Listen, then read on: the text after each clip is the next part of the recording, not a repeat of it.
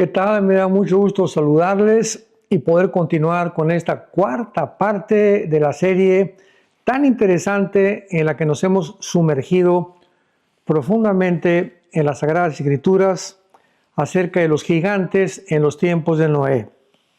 Muy bien, bueno, en nuestro último estudio vimos de qué forma estos ángeles fueron y atacaron a las mujeres humanas, produciendo gigantes de casi 4 metros de estatura, llamados los Nefilim. Esto se encuentra en Génesis 6, del 1 al 4. Y de qué forma estos gigantes comenzaron a manifestar su oposición contra todo el pueblo de Dios, que fueron los judíos, e impedirles que entraran a la tierra de Canaán. Pero vamos a ver, como lo prometimos en la tercera parte de este estudio, la forma en la que todas las tribus de Canaán fueron invadidas, se propagaron estos gigantes, y de qué forma estos gigantes se convirtieron en uno de los principales ejércitos que Satanás usó en contra del pueblo de Dios. El hecho que estos gigantes hayan tenido un tamaño anormal, como lo vimos en el estudio pasado, de 4 o 5 metros de estatura, con 12 dedos en las manos y 12 dedos en los pies, inmediatamente tenemos que comprender que se violó una ley genética, porque en Génesis 1, del 11 al 12, vemos claramente que desde antes de que Mendel descubriera las leyes de la herencia en 1860, y después el doctor Crick y el doctor Watson, 1954, descubrieran la molécula del ADN o del ácido desoxirribonucleico, que es el código que traemos en los billones de células, todos los seres humanos en nuestro cuerpo.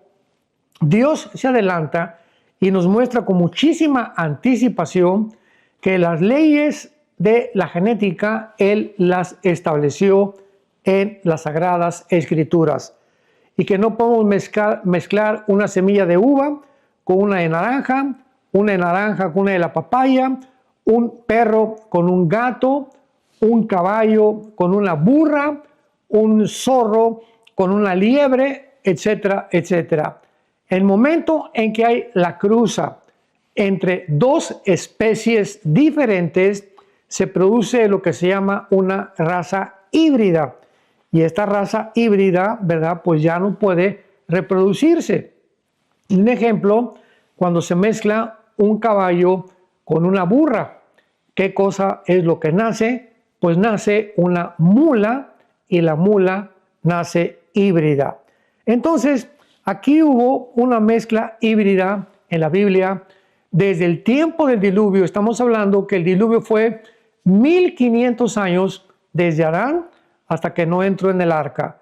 O sea, fueron los primeros 1500 años de la historia humana, cuando todavía no había leyes, no había nada, que esta corrupción moral, como lo vimos en los estudios pasados, esta degradación y esta violencia a la que llegó el ser humano, fue de una forma indirecta producida también por la infiltración de estos ángeles caídos que quisieron pervertir la genética humana mezclándose con las mujeres. Todo esto ya lo vimos en la tercera parte, se los recomiendo si no lo han visto, para que vean todos los detalles. Veamos ahora en el libro de Deuteronomio, en el Antiguo Testamento, Deuteronomio, capítulo 2, versículo 10 y 11, estas palabras. Vamos a ir cubriendo muchos pasajes en el Antiguo Testamento donde se hablan de diferentes formas y se les atribuyen estos nombres a la tribu de los gigantes, para que podamos entender claramente en qué condiciones se encontraba el mundo. Dice Deuteronomio 2, versículo 10. Los emitas, voy a ir deteniéndome para que ustedes que son estudiantes de la Biblia tomen apuntes. La palabra emitas, apúntalo en tu Biblia, es la palabra terribles. Es otro de los nombres que se les da a los gigantes, como lo vamos a ver. Pero vamos por orden para que puedas tú ir desarrollando este estudio tan profundo que estamos llevando a cabo a continuación. Los emitas, que era una tribu de gigantes, habitaron en ella antes, pueblo grande y numeroso, alto como los hijos de Anac. Otra vez los hijos de Anac eran los anaseos, que fue otra tribu de gigantes. Por gigantes eran ellos tenidos también como los hijos de Anac, y los moabitas los llamaban emitas. Ahora bien, vamos por orden. Ahí en el versículo 11, en la palabra gigantes, pone en tu Biblia la palabra Rafa. R de Raúl, A de Armando, P de Pedro, H intermedia, A de Armando, Rapa. Pero se pronuncia en el hebreo Rafa, porque los refaitas, lo vamos a ver, era otra de las tribus más agresivas y más violentas de los gigantes. Entonces vemos nosotros que es otro nombre en el hebreo que se tradujo como gigantes.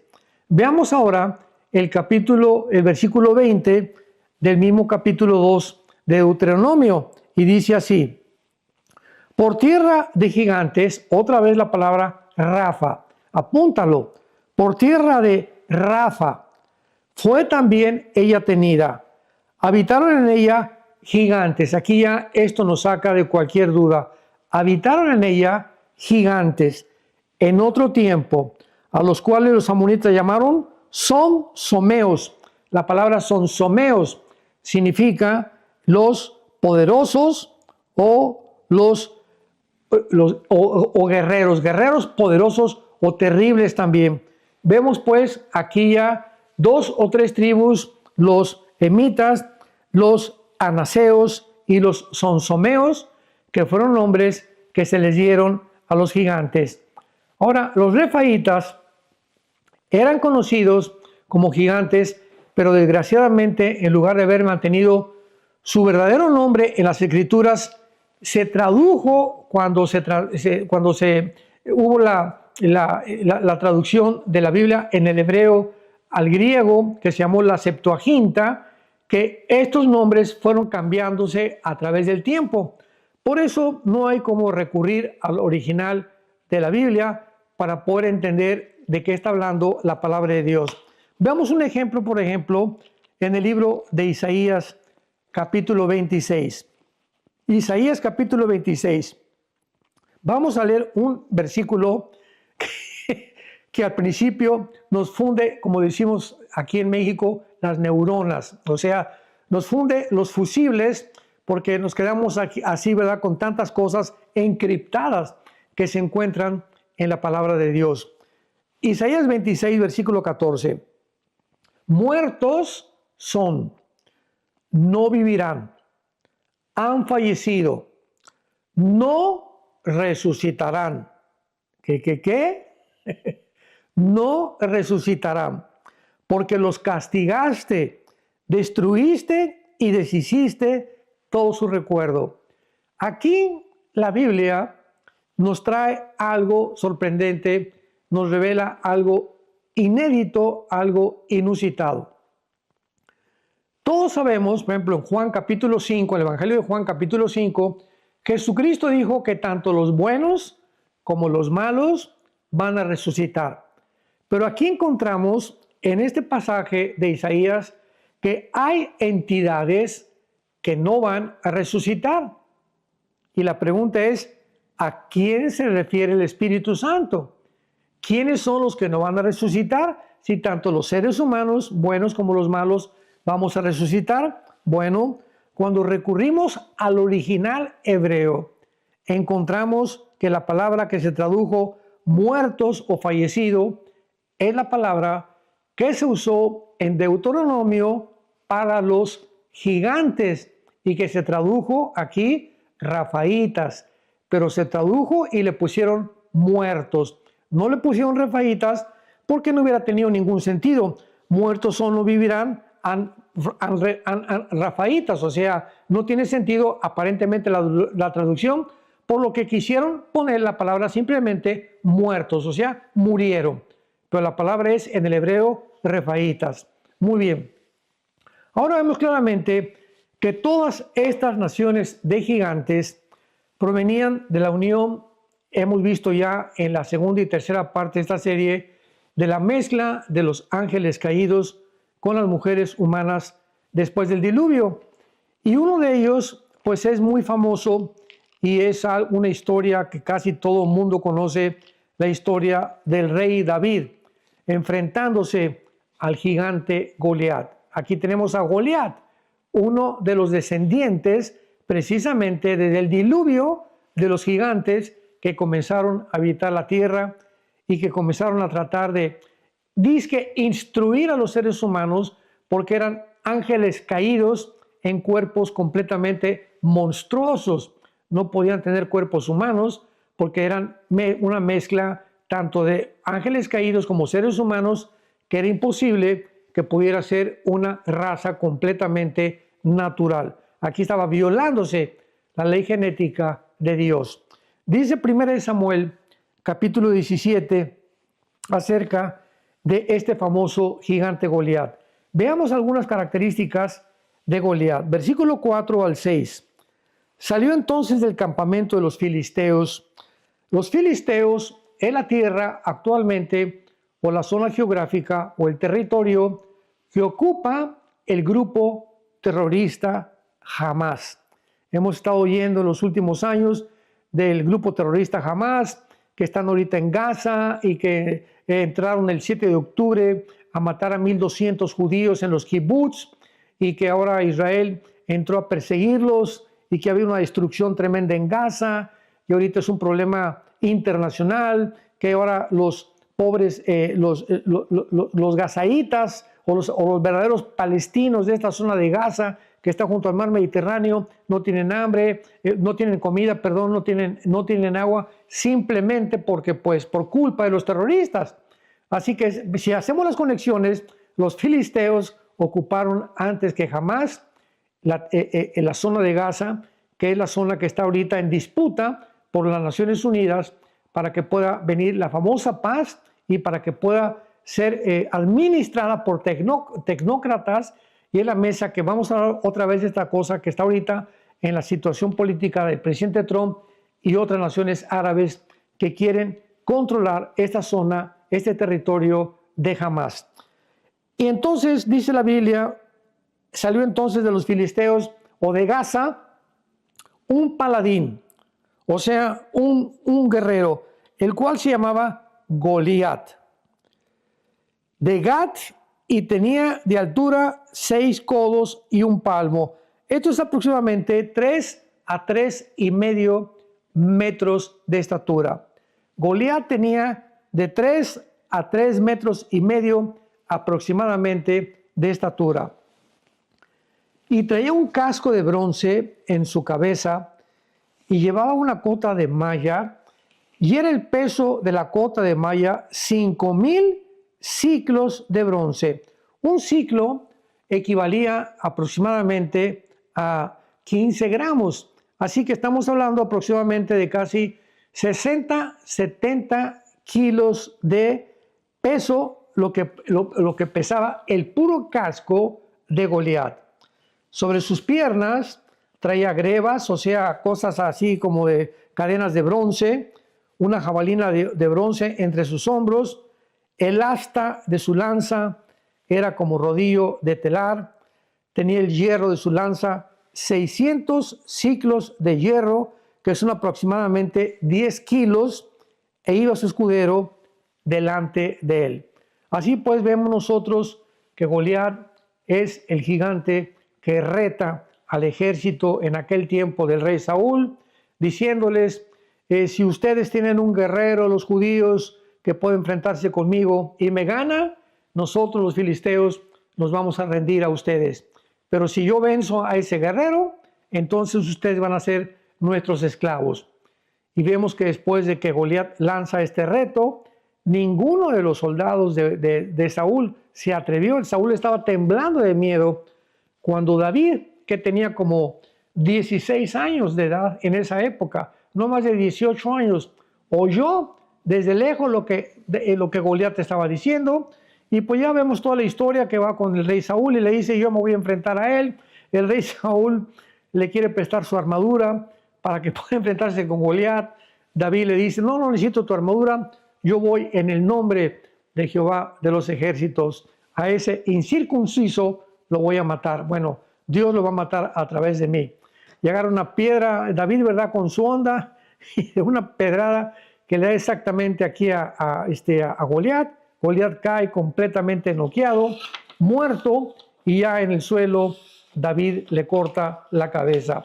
Ahora bien, el hecho que los gigantes hayan venido directamente de la unión de los ángeles caídos con los hijos de los hombres demuestra realmente que sus padres era imposible que fueran seres humanos, o sea, ordinariamente descendientes de Adán.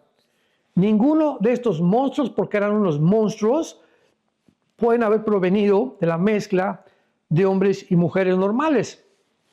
Si, como dice otra versión, los gigantes provinieron de varones malos, o sea, de Caín, lo vimos en la tercera parte de esta serie. No, es que no eran ángeles, eran los descendientes de Caín y de mujeres buenas de Set, porque jamás en la historia volvió a repetirse este caso. O sea, tenemos que enfrentar la Biblia y tenemos que ver claramente cómo es posible que esto haya sucedido, pero la Biblia nos muestra claramente que así sucedió. Veamos otro pasaje en el libro de Judas que se encuentra antes del Antiguo Testamento, donde ya no hay ninguna duda. Ya aquí ya no podemos tener ningún argumento u objeción que se pueda oponer y que pueda decir, no, es que es imposible que los ángeles caídos se hayan metido con las mujeres. Vamos a dejar que sea la Biblia la que nos responda estas preguntas. Judas, versículo 6 y versículo 7, dice así, y los ángeles, sigamos con mucho cuidado estos dos versículos, y los ángeles que no guardaron su dignidad, sino que abandonaron su propia morada, los ha guardado bajo oscuridad, en prisiones eternas, para el juicio del gran día, como Sodoma y Gomorra, y las ciudades vecinas, las cuales de la misma manera que aquellos, habiendo fornicado e ido en vicios en pos de naturaleza, fueron puestas, por ejemplo, sufriendo el castigo eterno o sufriendo el castigo del fuego eterno. Vamos a leerlo con más cuidado. Aquí está hablando de un grupo de ángeles que dice la Biblia que no guardaron su dignidad. Esta palabra dignidad, no guardaron sus principios, no guardaron la razón por la cual los había, o sea, Dios les dijo a los ángeles, este es el territorio de ustedes, no pueden salirse de su territorio. Bueno, pues este grupo de ángeles no es el mismo grupo de ángeles que originalmente en Ezequiel 28, Isaías 14, se rebeló contra Dios. Esa es la primera caída de los ángeles, cuando Lucifer arrastra a la tercera parte de los ángeles y los lanza contra el mundo. Aquí es otra rebelión porque en aquellos tiempos el ser humano no existía. Sabemos que los ángeles fueron creados antes que el ser humano. Así que esto sucedió cuando ya el ser humano estaba en la tierra. Los ángeles que no guardaron su dignidad, sino que abandonaron su propia morada, el territorio, el lugar que Dios les dio, lo dejaron, rompieron la frontera, rompieron la cerca o lo que Dios les haya puesto y se salieron del lugar que les había Dios adjudicado para que no se salieran. Estos ángeles los ha guardado bajo oscuridad, en prisiones eternas para el juicio del gran día. O sea, aquí hay un grupo de ángeles que no son los de la primera rebelión. Es muy importante esto, original, que tuvo Lucifer cuando se rebeló contra Dios, repito, y arrastró a la tercera parte de los ángeles. Aquí ya son ángeles que están cuando los seres humanos habitaron en la tierra. Entonces, estos ángeles ya están encarcelados, porque todavía hay ángeles sueltos ahorita, hay demonios sueltos, Lucifer está suelto, dice 1 Pedro capítulo 5, que Satanás anda como león rugiente buscando a quien devorar. Dice Pablo en Efesios 6 que nos pongamos la armadura de Dios para resistir los ataques del maligno. Entonces el mundo está y continúa invadido a nuestro alrededor de ángeles caídos y de demonios. Pero este grupo de ángeles, que en un tiempo lo vamos a ver, abandonaron su morada y vamos a ver lo que hicieron, ya están encarcelados. ¿Por qué Dios los encarceló? Dice la Biblia que estos ángeles hicieron lo mismo que en Sodoma y Gomorra. Sabemos nosotros cuál fue el pecado de Sodoma y de Gomorra. Génesis capítulo 17. Fue el pecado, ¿verdad?, que desde el más pequeño hasta el más joven, hasta el más adulto, habían caído en la homosexualidad.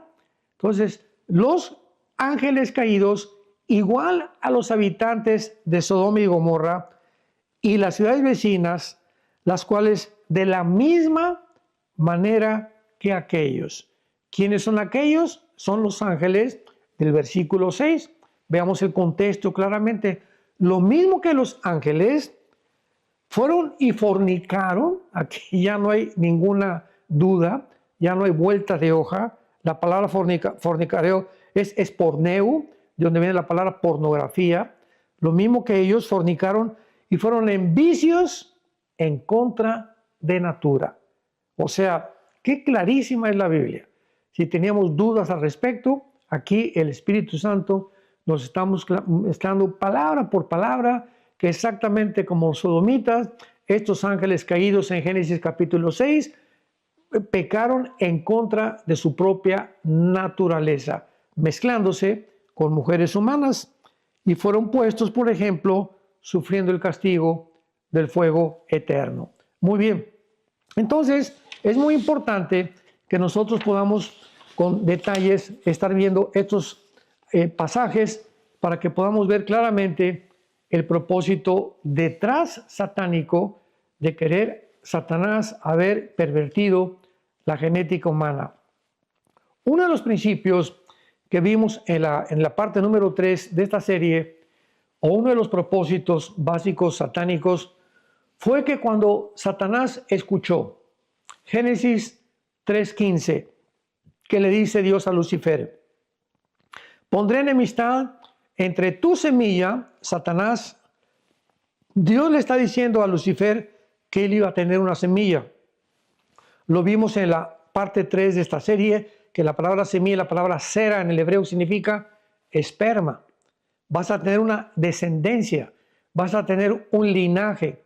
Y el linaje de la mujer, que sería Mesías, Jesucristo, te va a destruir en la cabeza y tú le herirás en el calcañar. O sea, tú vas a hacer tropezar a la semilla de la mujer, que es Jesucristo, pero el Mesías que vendrá a través de la mujer, que sería Eva en este caso, acabará destruyéndote completamente. Entonces, claramente encontramos que Satanás pues tenía que impedir que el Mesías naciera y tenía que mandó a sus ángeles para que comenzaran a corromper la genética humana, pero además, aquí vamos a echarnos un clavado más profundo todavía.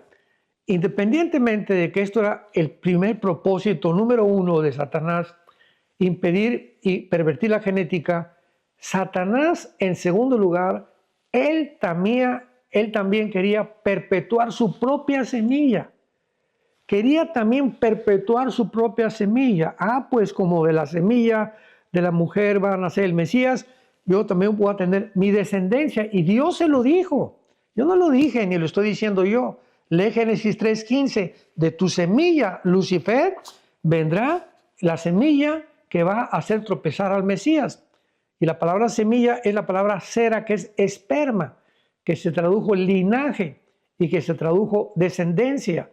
Y ahora comenzamos a entender algunas cosas que no entendíamos antes, cuando ya entendemos esto en primer lugar. Recordemos que ¿quién fue la primera pareja de seres humanos que nació? Caín y Abel, ¿verdad? Entonces vemos que Caín mata a Abel. Y Caín, dice en 1 Juan capítulo 3, que era del maligno. O sea, mata a Abel, y Abel, que era de la semilla donde supuestamente vendría el Mesías, Caín es muerto inmediatamente por su hermano Abel. Así que de la primera pareja entre Caín y Abel, la semilla ya no pudo venir. Tuvo que venir otro hijo que se llama Enos, Génesis capítulo 4, que significa el sustituto en hebreo, que tendría que sustituir a Abel, porque Abel supuestamente era de donde venía la semilla. Y lo comprobamos también en las genealogías de Lucas y de Mateo. Si encontramos en las genealogías de Lucas y Mateo, pues ¿quién fue el primogénito de Adán y de Eva? Pues Caín.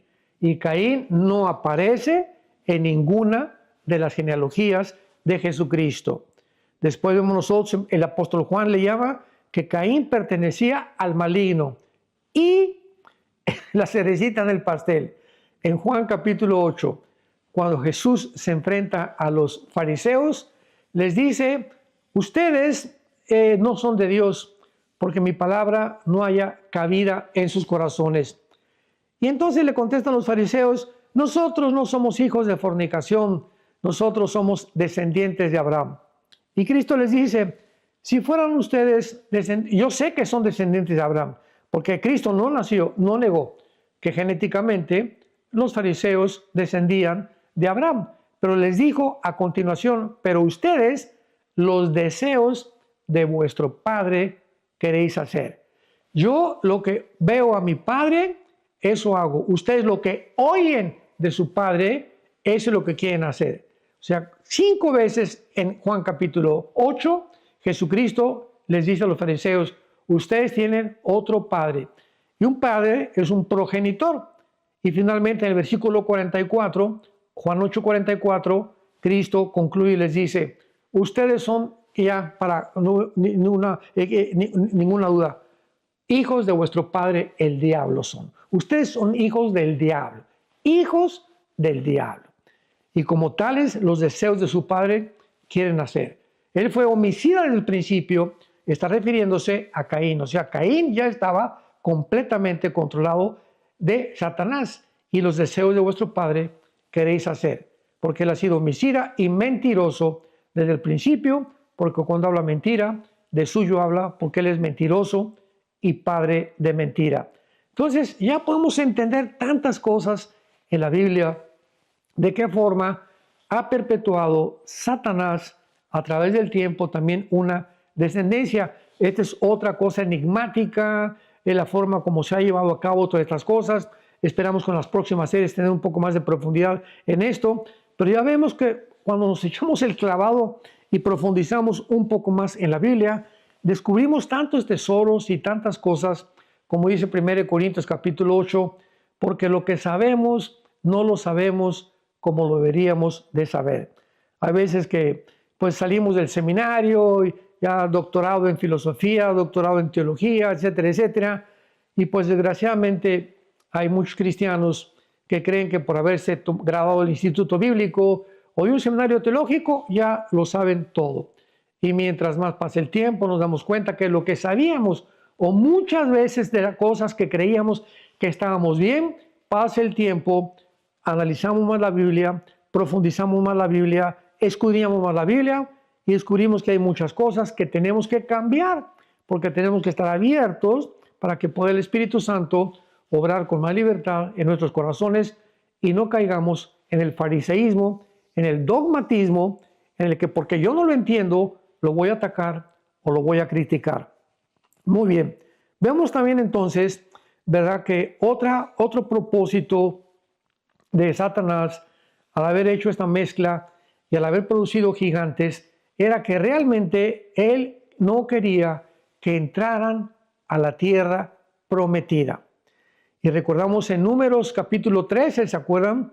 Que Moisés le dice a un grupo de personas, entre ellos iba Caleb, iba Josué, vayan a la tierra prometida y asómense en la frontera, estaban en la frontera, y vean qué tipo de personas hay para que tengamos una idea de contra quién vamos a luchar. Entonces fue una expedición a la frontera de la tierra prometida con Caleb y con Josué, y se asomaron, ¿y a quién creen que encontraron? A los gigantes. Ahí estaban estos monstruos de 3, 4, 5 metros de estatura, pero así una forma tremenda, emitiendo y emanando un temor grandísimo solamente con verlos, y regresaron pero corriendo con Moisés. No, no, no, no, no, Moisés, mira, es imposible que entremos a la tierra prometida. Hay gigantes, bueno, no te imaginas, unos monstruos, imposible luchar contra ellos.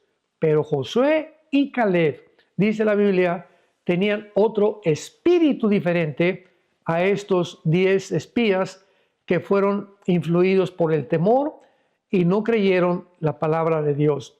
Así que pues entraron realmente a la tierra prometida. Caleb y Josué fueron de los pocos que entraron, porque ellos creyeron que el Dios que estaba dentro de ellos era más alto y mucho más grande que los gigantes.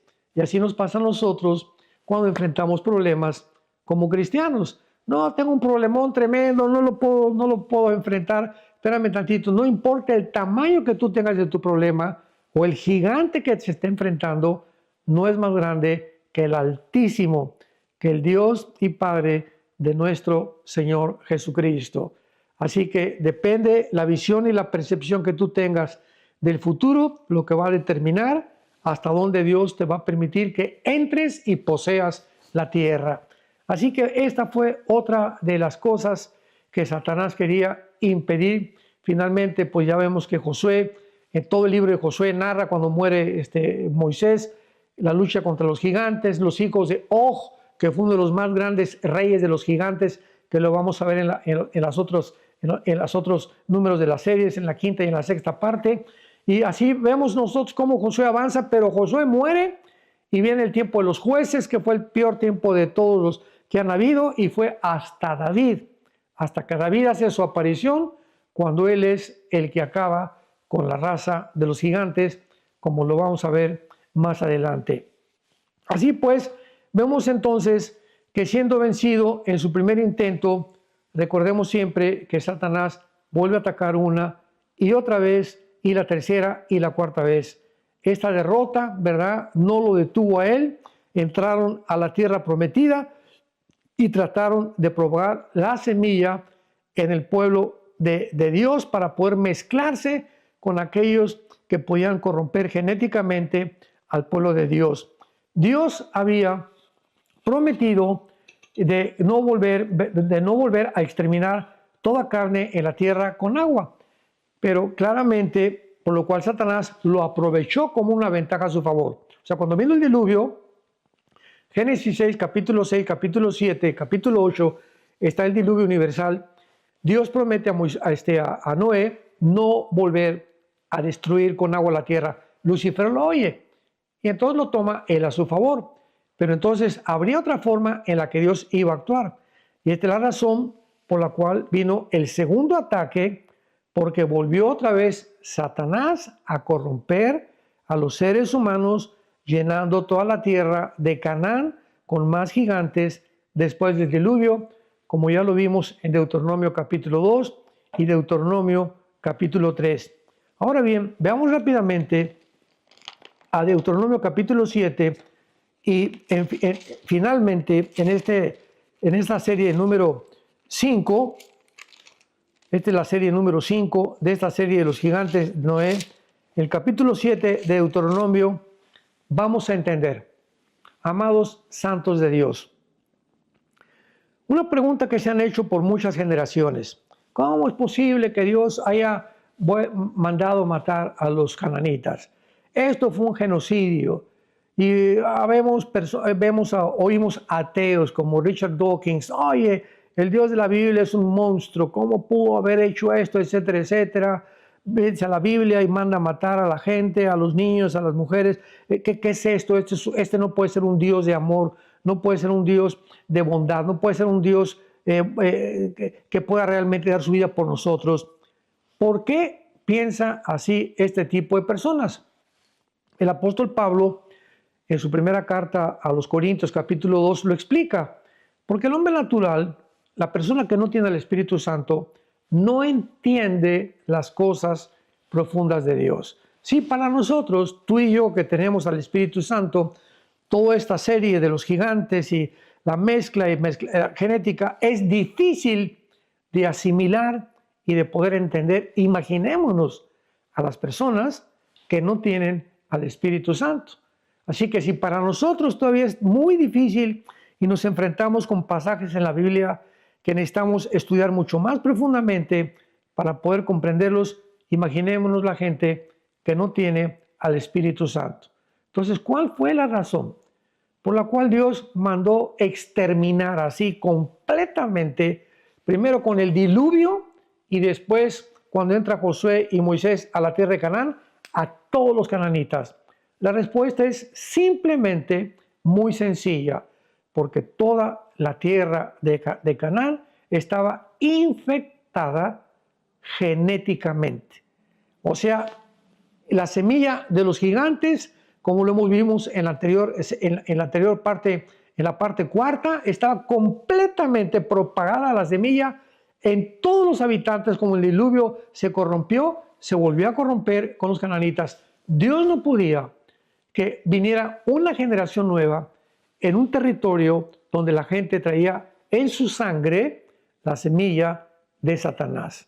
Así que esta fue la razón por la cual Dios tuvo que exterminar esta generación para que una generación nueva poblara la tierra.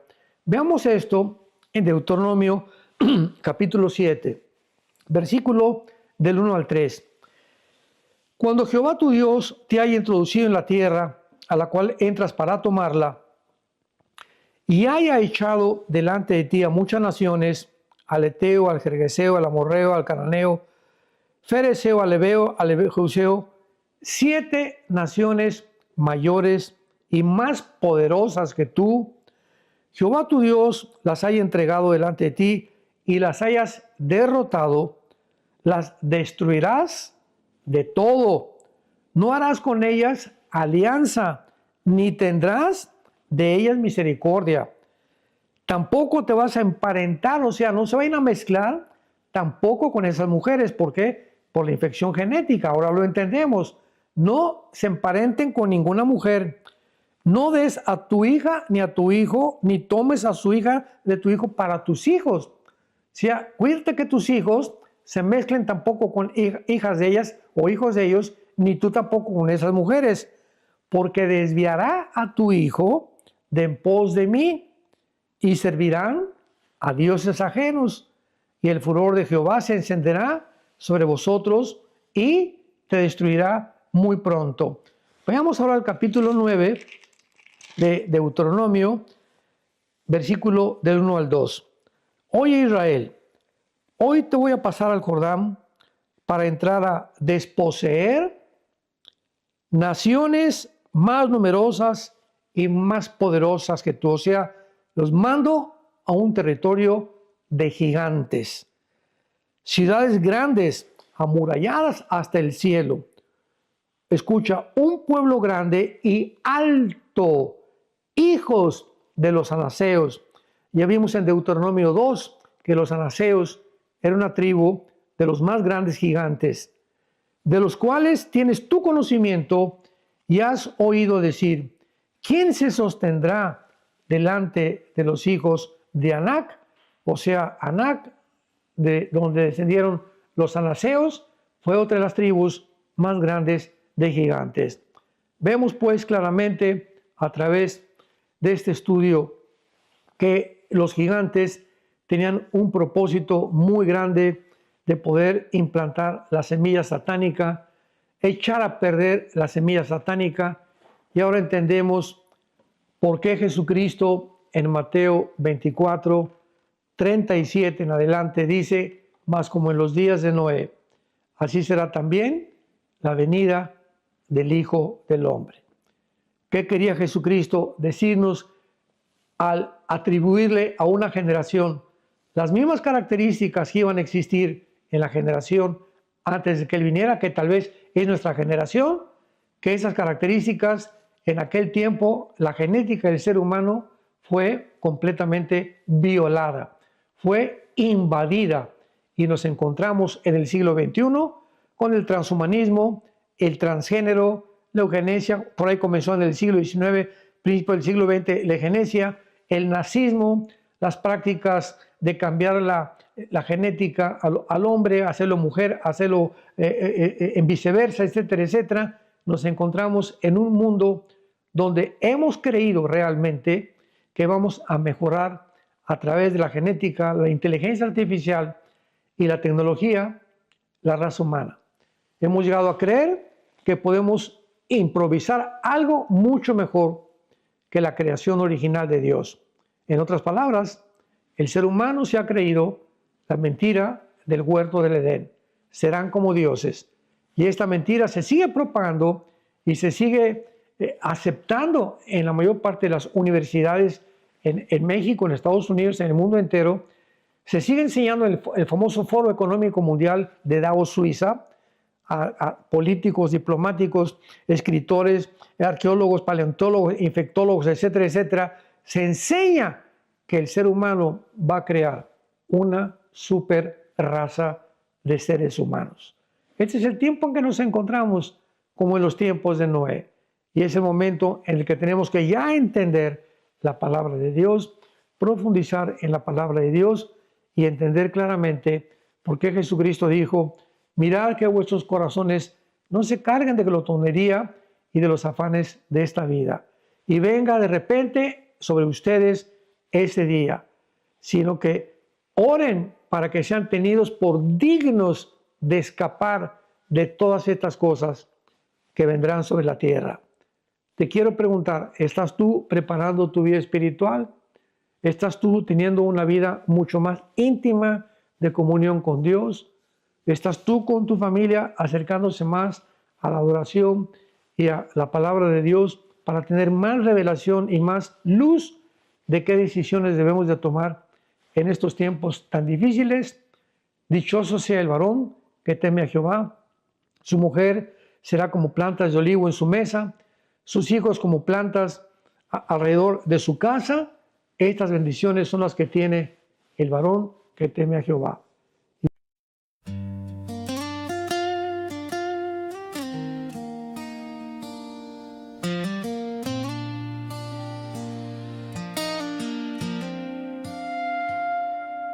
Everything I used to live for faded slowly out of sight. Now my days just circle around you like I'm lost without a light.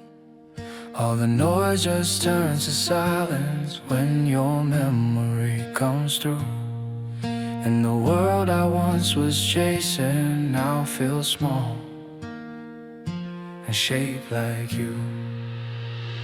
My whole world is only you. Every thought keeps breaking through. You're so close inside my mind, but so far in real life. I can feel you everywhere, in the things we never shared. All this love I'm going through never reaches you.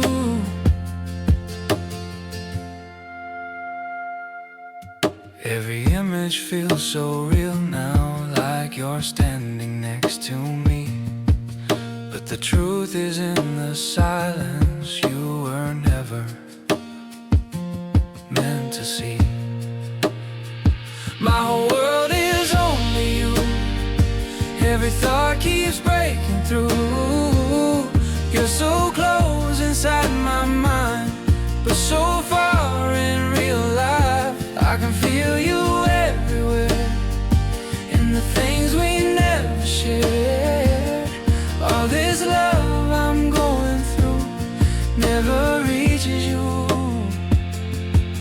If you felt it for a moment, would it change the way you stay? Or would I still be the shadow that just fades away?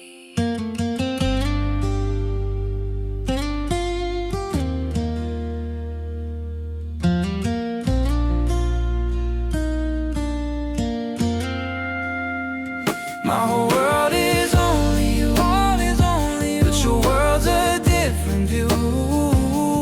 I'm just someone passing by in your open sky. Still I hold on to what's true.